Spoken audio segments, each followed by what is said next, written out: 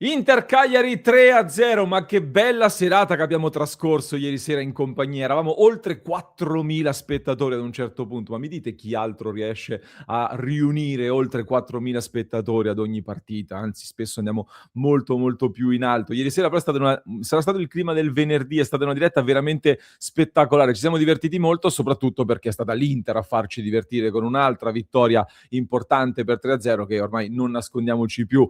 Stiamo preparando ago e filo per cucirci addosso questo scudetto strameritato che cercheranno di sminuire, ma che l'Inter sta strameritando appunto e lo sta dominando questo campionato. In una partita che ci ha dato anche delle notizie di mercato che secondo me sono state sottovalutate. Allora ve le porto e ve le analizzo come sempre nel nostro contenuto del giorno dopo la partita, quello in cui vi porto 5 cose che potreste non aver visto, tra cui degli spunti molto interessanti raccolti dalla nostra Romina che era inviata in tribuna stampa a San Siro, appunto per Inter Cagliari. E allora ben ritrovati amiche e amici interisti in questo nuovo contenuto. Se non l'avete ancora fatto vi chiedo di lasciare un mi piace e soprattutto iscrizione al canale, così continuiamo a crescere. Vi aspetto nel club di Passione Inter, dove ieri sera si sono accese un po' di discussioni su alcuni temi secondo me molto interessanti che vi voglio portare anche oggi, ne riparleremo in diretta alle 19:30, quindi continuiamo a tenere acceso il motore di Passione Inter con il supporto nel club, ci servite voi per continuare a tenere il motore del progetto Passione Inter acceso, mentre il motore dell'Inter mi sembra bello scoppiettante, bello caldo, soprattutto dal punto di vista offensivo, perché prima della partita stavamo commentando un dato molto particolare che vi riporto adesso. L'Inter è insieme a Manchester City, Bayern e Paris Saint-Germain nella ristrettissima cerchia dei 4 club che dal 2020 in poi stanno andando sempre oltre i 100 gol a stagione. Quindi un Inter che gioca col 3-5-2 che per molti è noioso, prevedibile, brutto, troppo difensivo, invece continua ad andare oltre i 100 gol a stagione. E in particolare visto che si continuano a fare i paragoni con le precedenti stagioni, con l'Inter era più forte, meno forte, meglio questa, meglio l'altra, eccetera, DAZN ieri dopo la partita mostra un'altra grafica molto interessante che ci fa vedere come nelle ultime stagioni, dalla 19-20 in poi, in cui l'Inter ha sempre sfondato il muro dei 100 gol, ecco, quest'anno l'Inter di Christian Chivu sta mantenendo fino a qua la media gol per partita più alta di sempre. 47 partite, 105 gol, 2.21 gol di media a partita, un rendimento spettacolare che supera anche quello della stagione della seconda stella di Simone Inzaghi. Quindi è un Inter a trazione anteriore, questo dicono i numeri, un Inter che tra l'altro è ancora in media per poter raggiungere anche i 90 gol in questa Serie A, che sarebbe record storico in campionato. Merito anche di una svolta che c'è stata in maniera piuttosto evidente dopo la sosta per le nazionali, con l'Inter che ha cambiato marcia dopo questa ultima sosta per le nazionali, una sosta che ha rivisto l'Inter ripartire con il 5-2 alla Roma, il 3-4 al Como e il 3-0 al Cagliari ieri sera. Nel segno, secondo me, soprattutto di alcuni leader in particolare che hanno cambiato marcia, come Thuram, 4 gol e 2 assist, ma oltre ai numeri si vede proprio che è un altro Thuram. Barella, 2 gol e un assist, spesso criticato durante l'arco di questa stagione, secondo me a torto, perché è vero che ha avuto degli alti e bassi, ma per me Barella ha fatto un'altra grande stagione che in realtà nei numeri gli dà totalmente ragione, ma soprattutto secondo me anche perché in alcuni momenti della stagione si è fatto carico di troppe cose in mancanza di altri compagni e di altri giocatori importanti, per cui per me altra grande stagione di Nicolò Barella, così come si è sentito anche l'impatto di un Denzel Dumfries dopo la sosta, anche lui 2 gol e un assist. Ieri per me non una partita clamorosa contro avversari così bassi a livello difensivo, non è semplice sfondare per le caratteristiche dell'olandese che tra l'altro mi è piaciuto come è riuscito a contenerlo Aubert lì da quella parte. A questi 3 potremmo aggiungere anche Zielinski, 1 gol e un assist, Çalhanoğlu 1 gol e 2 assist, tra l'altro Çalhanoğlu e Zielinski stanno lottando anche tra loro per chi segnerà più gol da fuori area in campionato, perché l'Inter è la miglior squadra per gol da fuori area con 11 reti appunto da fuori, 5 di questi li ha segnati Çalhanoğlu, 5 li ha segnati Zielinski con quello bellissimo ieri sera, spettacolare il gol di Zielinski ieri sera, più uno di Di Marco, quindi Çalha, Zielinski se la giocano anche con Nico Pass. Questi sono secondo me i leader in copertina nel momento in cui è venuto a mancare anche Lautaro Martinez per infortunio, anche se poi San Siro ieri sera si è concentrato soprattutto su un calciatore a sorpresa. E se eravate allo stadio ve ne siete accorti, ma anche dalla TV si è sentito, perché ogni tocco del pallone da parte di Josep Martinez, del nostro portiere, è stato esaltato veramente, con applausi, con tanto supporto da parte del pubblico. E vi lancio subito una curiosità: sapete quali sono le ultime 2 partite in cui l'Inter ha chiuso senza subire gol? Ecco, le ultime 2 partite senza subire gol sono Como-Inter 0-0 in Coppa Italia e Inter-Cagliari, appunto ieri 3-0. Sapete chi c'era in porta? Sempre Josep Martinez in entrambe le partite. Qualcuno direbbe coincidenze in questo caso, non voglio essere cattivo nei confronti di Sommer, ma vi sottopongo questo dato.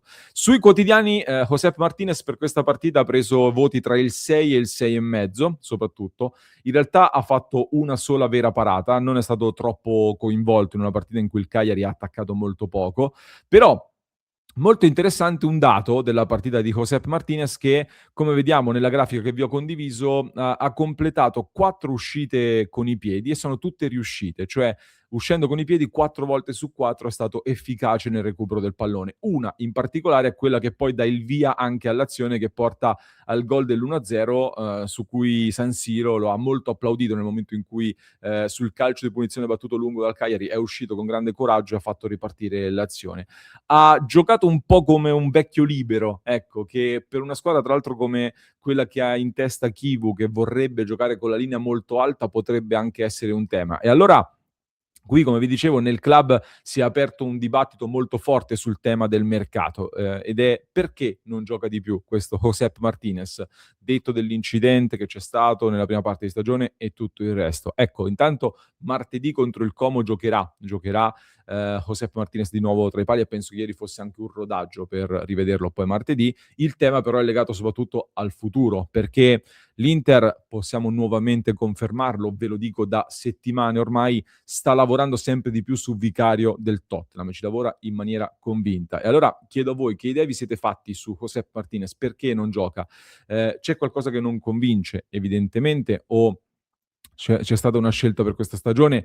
Dall'esterno mancano degli elementi per potersi fare un'idea complessiva e a 360 gradi. Però io dico anche che un tifoso che si chiede, cioè io lo capisco, ecco, il tifoso che si chiede: visto che dobbiamo fare tanti investimenti la prossima estate e bisognerà cambiare diversi giocatori, Vicario, oltre al fatto che è italiano e quindi ti fa comodo per le liste di cui c'è bisogno di inserire italiani, è così più forte di Josep Martinez per cui andare ad impegnare delle risorse e vendere quindi un portiere che già conosce l'Inter per prenderne un altro? Vicario è così più forte da poter fare questo ragionamento? Molti dicono: potresti risparmiare quei soldi e metterli magari su altri colpi che dovrai fare. Tipo Palestra, qualcuno sogna Palestra, che ieri sera era osservato speciale in chiave mercato per l'Inter, ha fatto un'ottima partita, mi ha fatto veramente una buona impressione. A fine partita sono andati a parlargli sia Thuram che Christian Chivu, mi ha fatto molto ridere la faccia di Christian Chivu che ha fatto quando gli è andato a fare i complimenti evidentemente. E Palestra è stato il giocatore che più di tutti ci ha provato nel Cagliari in fase offensiva, molto spesso è stato l'uomo più avanzato lì sulla fascia, cercando di mettere in difficoltà Carlos Augusto e di colpire alle spalle anche Di Marco. Tanto che Max, che saluto, nel club di Passione Inter, ha provocato dicendo che con le dovute proporzioni Palestra gli ha ricordato un po' il primo Gareth Bale, se ve lo ricordate, al Tottenham. Bale era fisicamente straripante, più forte offensivamente, anche se un po' monopiede o quasi, molto più mancino, ecco, rispetto ad un Palestra che è bravo con entrambi i piedi anche in conduzione. Bale è stato uno dei più forti di sempre nel suo ruolo, quindi glielo auguriamo, ecco, a Palestra di arrivare ai livelli di Gareth Bale. Palestra che ieri sera in questa partita ha toccato ben 50 palloni, è un dato piuttosto alto perché Dumfries, per farvi capire, nell'Inter che occupa più o meno la stessa casella, ne ha toccati solamente 38 in una partita in cui l'Inter ha fatto il gioco, ha fatto molto più possesso palla, quindi Palestra molto più coinvolto, è un leader ormai di questa squadra, di questo Cagliari di fatto. 3 dribbling riusciti su 8. Secondo i dati risultano 0 cross riusciti su 2, ma 0 su 2 perché su uno di questi cross c'è stato un intervento provvidenziale di Akanji, che ha fatto una grandissima chiusura, che non voleva mollare la possibilità, ecco, del clean sheet. È abbastanza importante il dato dei 9 duelli a terra vinti su 14 più 3 contributi difensivi. Vincere tanti duelli è sempre un grande segnale, soprattutto in partite così contro un avversario molto più forte come l'Inter, e di fronte all'Inter, ecco, Palestra si è dimostrato sicuramente all'altezza. E che l'Inter lo stia seguendo è fuori da ogni dubbio. Rimane il tema: come si va a trattare con l'Atalanta, e soprattutto si possono investire 40 milioni di euro per un laterale destro in questo momento? A sensazione veramente Palestra dà l'idea di poter essere un nuovo colpo alla Barella o alla Bastoni, cioè colpi su cui l'Inter ha speso tanto ma ci ha costruito poi una colonna della propria squadra. E è vero che Luis Enrique, tra l'altro, ultimamente lo stiamo vedendo pure a sinistra, quindi chissà che magari non possa riconvertirsi in quel ruolo lì, però a destra c'è sempre Denzel Dumfries, quindi Dumfries più Palestra è un investimento molto significativo, molto pesante, soprattutto perché, come dicevo, bisogna trattare con l'Atalanta, e dopo il caso Lookman dell'anno scorso, facciamoci due domande, ecco, su questo. Però Palestra veramente ottimi segnali ancora una volta. A proposito di mercato, volevo segnalarvi poi altre due notizie che arrivano da questa partita. Come ci segnalava la nostra Romina, arrivano segnali di addio per Stefan De Vrij, è uno dei 5 giocatori in scadenza di contratto al termine della stagione. Forse per il De Vrij visto ieri sera è un po' un peccato, nel senso che ha delle cifre buone, tenerlo lì come alternativa ai nostri difensori non è semplice trovare un giocatore che possa fare l'alternativa così affidabile come risulta ancora oggi essere Stefan De Vrij, che in partite così, in un campionato lungo, ti può fare veramente la differenza. Altra notizia poi quella di Marotta, che ha confermato ancora una volta la conferma di Chivu, il rinnovo di Christian Chivu, ma come vi dicevo da tempo, anche nell'ultimo periodo Christian Chivu ha un pochino, non dico messo in stand-by, però rimandato ogni discorso sul suo futuro contrattuale con la dirigenza dell'Inter. Ha detto aspettiamo di raggiungere i nostri obiettivi e poi ne riparliamo diciamo alla fine del campionato, come vi dicevo da diverso tempo. Lo ha confermato poi lo stesso Christian Chivu, che vuole rimanere totalmente concentrato l'obiettivo Champions, ovviamente, no? La qualificazione aritmetica, ma al di là delle battute l'obiettivo campionato, chiaramente.